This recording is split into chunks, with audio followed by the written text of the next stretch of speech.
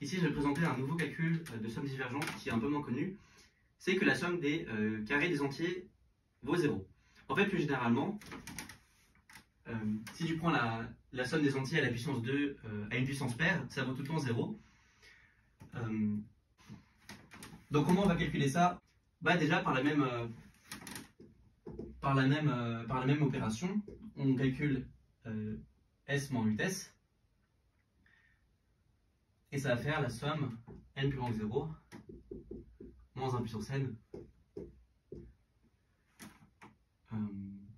n puissance 2. Okay, parce que par la même raison, on a enlevé les termes qui étaient pairs, on les a enlevés deux fois. Enfin, pardon, on a enlevé les termes impairs qui est deux fois. Et donc, on trouve. On fait apparaître ce facteur moins 1 puissance n. Donc, ce qui reste à faire, c'est de montrer que cette somme-là est nulle.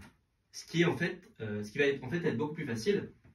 Pour à peu près les mêmes raisons que j'ai dit tout à l'heure, c'est que là, on a un peu plus le droit de faire des calculs qui n'ont pas de sens.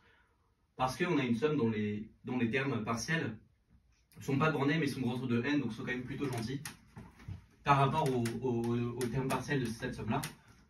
Donc, ce qu'on a juste à montrer, c'est que si on alterne les signes, ça va marcher. Okay,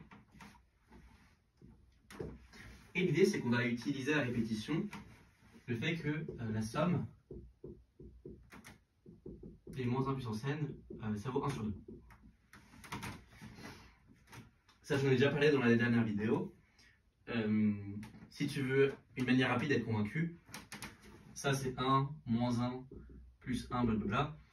Et si tu coupes la somme après le premier terme, là tu trouves moins c. Donc tu as que c égale 1 moins c, donc c égale 1 sur 2. Ok?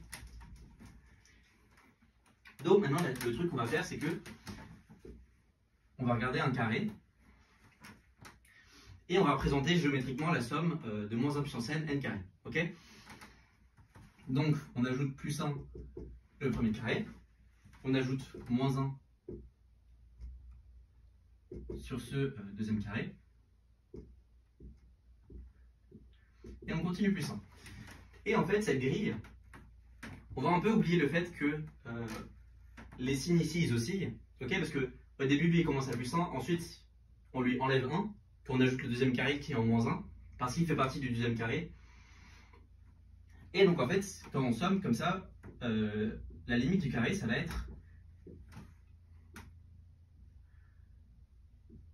somme, enfin, je vais l'écrire en plus gros, 1, moins 1, plus 1, moins 1. Le deuxième carré commence à moins 1, donc ça fait moins 1, plus 1, moins 1, plus 1. Ok? Parce que qu'est-ce qui se passe sur cette première case? Comme j'ai dit, ça commence à 1, puis on enlève 1, puis on rajoute 1 quand il y a le troisième carré qui arrive. Qu'est-ce qui se passe sur cette case-là, par exemple? On commence à moins 1, puis on rajoute 1, puis on enlève 1. Donc on a cette série-là. Donc ce qui nous suffit de faire, c'est de montrer que le carré, là je vais remplacer les termes par 1 sur 2 et moins 1 sur 2. Comme on a un facteur 1 sur 2 près, on s'en fiche. Ce qu'il nous reste à faire, c'est de montrer que si j'ai 1, moins 1, moins 1, moins 1, 1, 1, 1, et ainsi de suite. Là, j'ai multiplié par 2 les sommes que j'avais. Ça, on veut montrer que c'est 0, la somme de tout ce carré. Et bien, ce qu'on va faire, c'est que on va remarquer que si je regarde le deuxième carré là, ok, il ressemble beaucoup au premier parce qu'on commence par un moins 1. Ensuite, on a un deuxième carré avec des 1. En fait, c'est l'opposé du premier. Je vais appeler grand S la somme ici.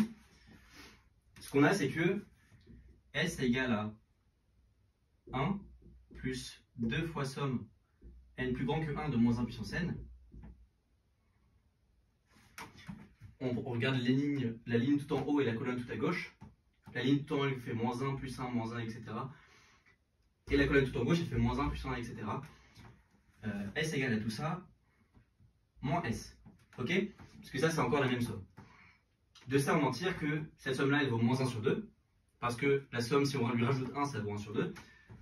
Donc, on a 2S égale 0. Ce qui montre que la somme vaut 0. Et donc, que ça, c'est bien nul. L'argument, je trouve, est vraiment très joli.